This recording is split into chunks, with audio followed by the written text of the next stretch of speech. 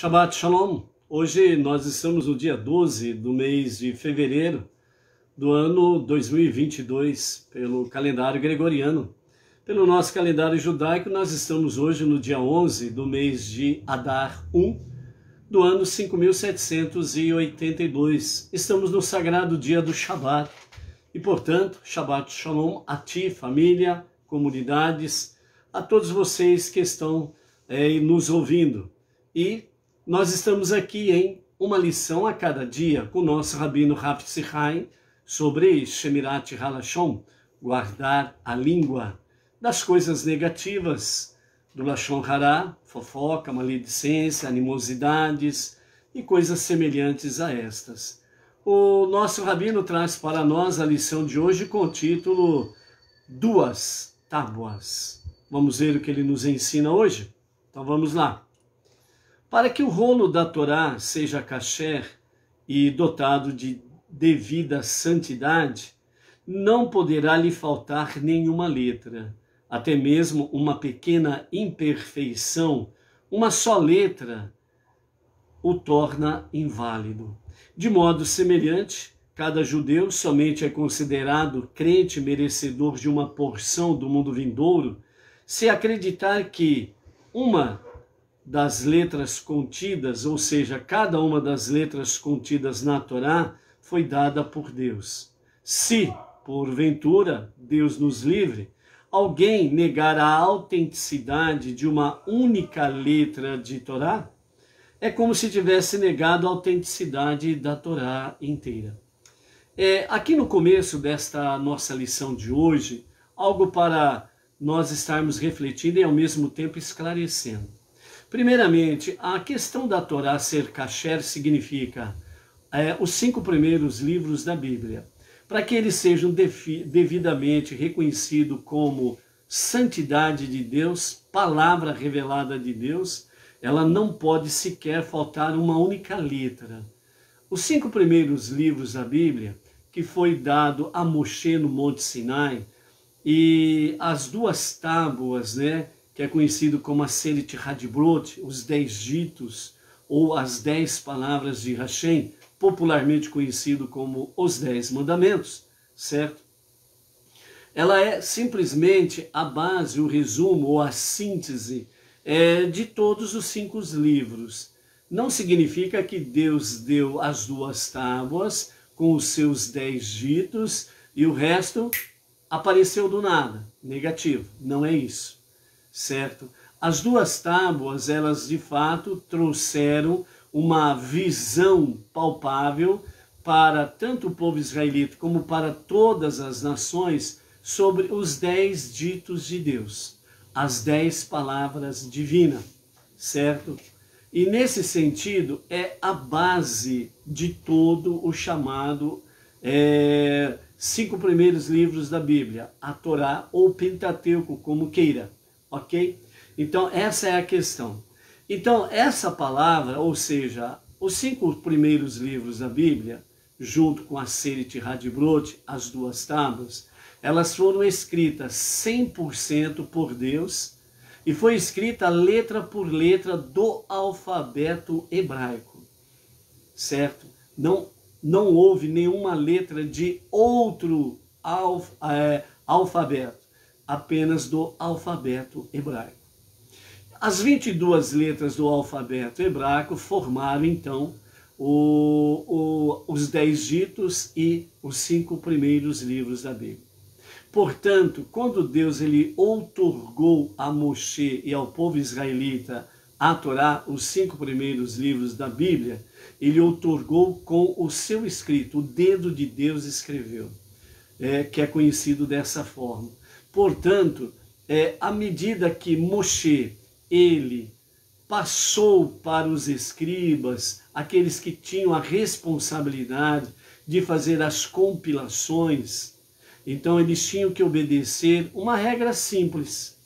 Ou seja, tudo aquilo que Moshe mostrou a eles, eles tinham que fazer as compilações dos 5 primeiros livros da Bíblia, letra por letra, formando palavra por palavra. se uma única letra escrita por um compilador, ela tivesse sequer uma leve rasura, então todo o escrito seria anulado. Se porventura, como eles escreviam letra por letra, portanto, cada frase tinha que conter o mesmo número de letras, obviamente, as letras originais. Cada palavra tinha que conter o mesmo número de letras, cada frase, cada oração tinha que conter o mesmo número de letras. Na continuidade, cada capítulo tinha que conter o mesmo número de letras. Cada livro da Torá precisava exatamente conter o mesmo número de letras. Essas compilações, elas foram feitas de geração a geração. Então hoje, quando nós temos em mãos a Torá, os 5 primeiros livros da Bíblia, nós temos a Torá em mãos, a mesma que foi dada a Moshe e ao povo israelita no Monte Sinai. Uma única, por menor que fosse, uma única alteração, todo o livro, todo o conteúdo simplesmente era condenado como não kasher, portanto não tinha a santidade divina. Então ele era cancelado. Por isso que a Torá, dentro do contexto judaico, é o único livro que permanece 100% puro, 100% segundo a própria base da sua origem. Então a Torá, ela é fidedigna, e tanto é que a Torá, ela é atualíssima, devido a esse simples critério. Ou seja, qualquer mínima deformação escrita numa letra já cancelava tudo. Então, por isso, o compilador, ele era perfeito em sua escrita. E quando ele mesmo via que alguma coisa estava fora da conotação, então já era cancelado automaticamente e começava um novo escrito. Por isso, a Torá, os 5 primeiros livros da Bíblia, vinda de cunho judaico, é 100% confiável. Agora, as traduções que foram feitas por aí, e você sabe disso, cheias de alterações daqui, alterações dali, sonegaram palavras aqui, palavras ali. Então houve o quê? Alterações, acréscimos, houve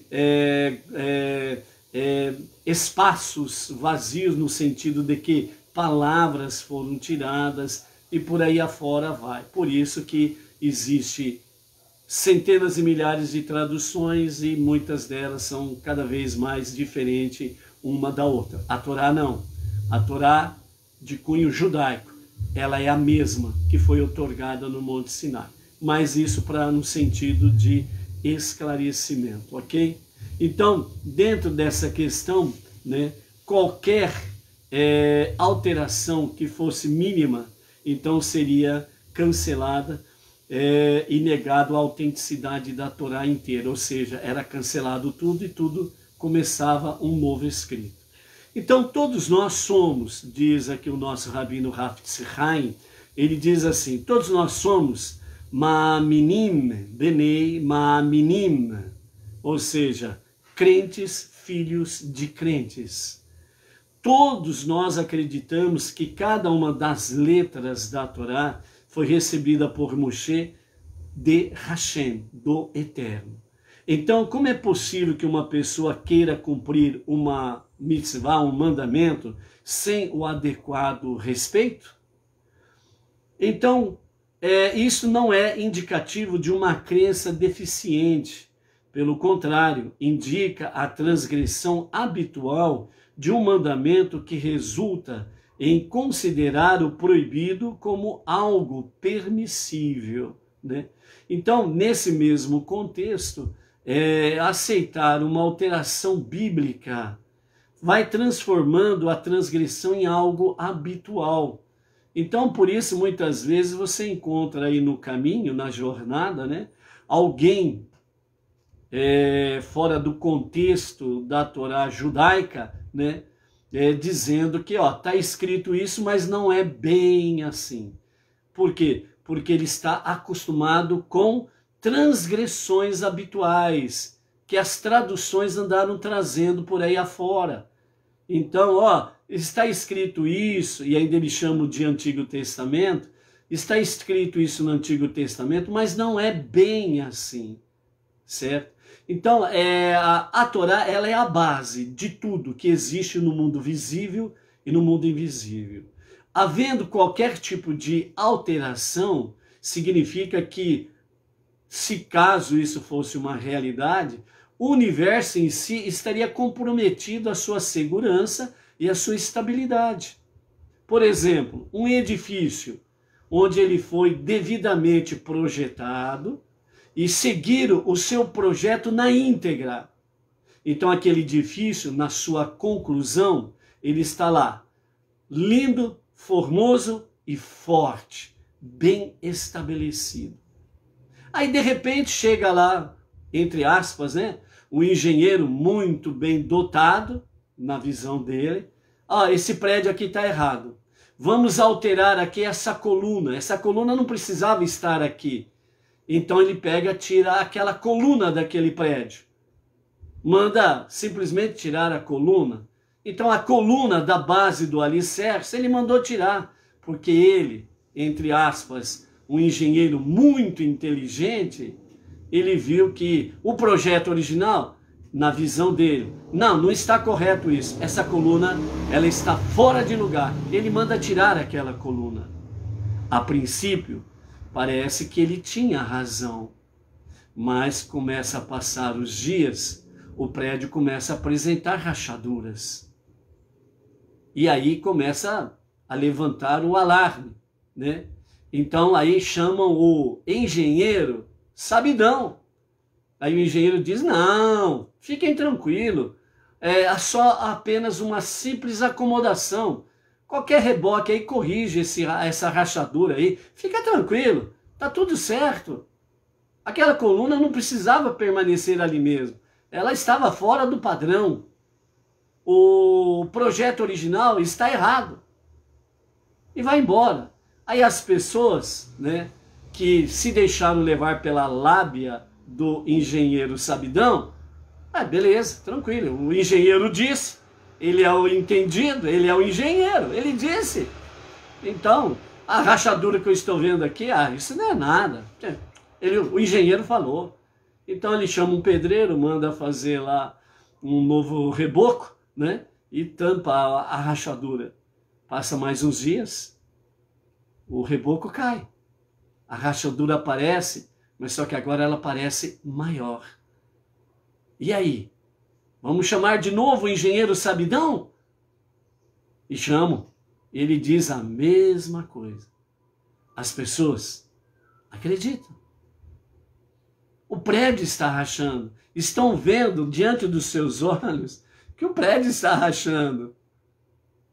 A coluna foi tirada e o prédio está, a sua segurança, a sua eficácia está comprometida. Mas as pessoas dão ouvidos, acreditam no engenheiro sabidão. Mas só que entre os moradores tem alguns que dizem, peraí, não é assim não. O projeto original foi feito e não houve nenhuma rachadura. Só foi esse sabidão aparecer e tirar a coluna, então o prédio começou a rachar. Está errado, eu vou tirar minha família desse prédio porque eu não quero morrer junto com a minha família. O engenheiro está errado. E ele sai do prédio, faz a sua ocorrência, age, aliás, aciona a justiça por todos os danos que ele está sofrendo ali, etc. e tal. Os que permanecem, o que acontece? De repente, o prédio rui de uma vez só. Quem não saiu do prédio perdeu a sua vida. Por quê? Porque deu ouvidos ao engenheiro sabidão. Dentro desta analogia, agora você aplica isso dentro da palavra divina. As colunas firmadas são os 5 livros da Torá, os 5 primeiros livros da Torá, Qual é a sua base? É a judaica. Tem, através dos tempos, muitos têm tirado o fundamento judaico e têm trazido as suas versões. Os prédios estão super rachados, estão ruindo aqui, ali e acolá. E os que estão ouvindo têm retornado para a palavra original e têm abandonado as veredas tortuosas, porque eles perceberam que o projeto original de Deus é verdadeiro e é real. E estão voltando para os 5 primeiros livros da Bíblia com fundamento judaico e buscando orientação rabínica para entender e compreender os 5 primeiros livros da Bíblia. E esses que estão fazendo isso estão salvando a sua vida e a vida da sua família. Então, por isso, atentos. Então, continuando aqui, o nosso Rabino Rav Tzai, ele cita o livro de Êxodo, Shemot, capítulo 31, verso 18, dizendo: Ele, o Eterno, deu a Moshe as 2 tábuas do testemunho. A Torá, ela omite a letra Vav da palavra tábuas, para que a palavra possa ser lida como se estivesse no singular. Tábua e não tábuas. Então, por isso, no original hebraico, né, a letra Vav, ela é suprimida, justamente para não dar uma versão ou uma visão de tábuas no sentido de separação, as 2 tábuas. Mas assim, a pronúncia no seu original hebraico, ela vem de uma forma para que nós possamos compreender que as 2 tábuas, na realidade, ela é uma só. Uma se encaixa na outra. Ou seja, segundo os nossos sábios falam, Irash, o grande comentarista da Torá, ele fala explicitamente que as 2 tábuas, em todas as suas dimensões, elas eram exatamente iguais, como se fundisse uma na outra, tornando uma só. Então, por isso que a Torá, ela traz essa questão, né? Não trazendo a letra Vav para falar de as tábuas, mas ela fala sem a letra Vav para que nós possamos compreender que mesmo nós lendo, quando lemos, né, tábuas, é para nós compreendermos que elas estão intrinsecamente relacionadas, atadas, unidas, como se fosse uma só. Ou seja, para que nós possamos ver dentro desta realidade que a Torá é a palavra singular, é a palavra divina, certo? E essa palavra divina contém os 5 livros da Bíblia, ok? Então, os mandamentos inscritos na primeira tábua dizem respeito ao relacionamento do homem com Deus, enquanto que os mandamentos inscritos na segunda tábua, por assim dizer, elas estão exatamente em mandamentos que têm um relacionamento do homem, do ser humano, com o seu semelhante. Então, as 2 tábuas foram feitas idênticas para ensinar que todos os mandamentos são fundamentais e é a totalidade de sua luz espiritual dentro de um único indivíduo que produz o homem de perfeição espiritual. Ou seja, o que quer dizer dentro desse contexto as tábuas no sentido singular, a tábua, é para que nós possamos compreender que não tem aquela questão, esse mandamento serve para mim, esse não, e você tira fora. Então, na realidade, a totalidade dos mandamentos divinos trazem para nós a verdadeira luz espiritual, e elas precisam estar em nós, residir em nós. É dessa forma que Deus reside em nós. Então, não adianta nada você dizer assim, eu amo a Deus, mas você tem inveja, ciúmes do seu próximo. Por isso, quando você pega os 5 primeiros mandamentos, você coloca ao lado dos 5 primeiros mandamentos os outros 5 mandamentos. E você vai ver que o relacionamento do ser humano com Deus e ao mesmo tempo com o seu próximo torna-se uma coisa só. Por isso que a Torá e os nossos sábios falam que a expressão as tábuas, ela vem sem o vav para nos indicar que é uma única coisa, assim como é o nosso Deus, um e único, indivisível, não é dividido. Então as 2 tábuas, elas não são divididas, elas são unidas. Então quando você pega os 5 primeiros mandamentos e coloca à frente dele os outros 5 mandamentos na sequência, você vai ver que o relacionamento do ser humano com Deus e ao mesmo tempo com o próximo estão tão interligados que as 2 tábuas, na realidade, é uma tábua só. Então, por isso, nós não podemos aceitar, entre aspas, os 10 mandamentos, que é a forma popular conhecida, né? Ou os 10 ditos do Eterno, e falar, isso serve para mim, isso não serve para mim, jogo fora. E os 10 mandamentos, os 10 ditos, eles compreendem todos os 5 livros da Bíblia. Ou seja, você não pode dizer que você tem em si os 10 mandamentos e despreza os 5 livros da Bíblia. Deus não está com você e nem os 10 mandamentos está em você. É isso que quer dizer a nossa lição de hoje. As 2 tábuas, ou a tábua.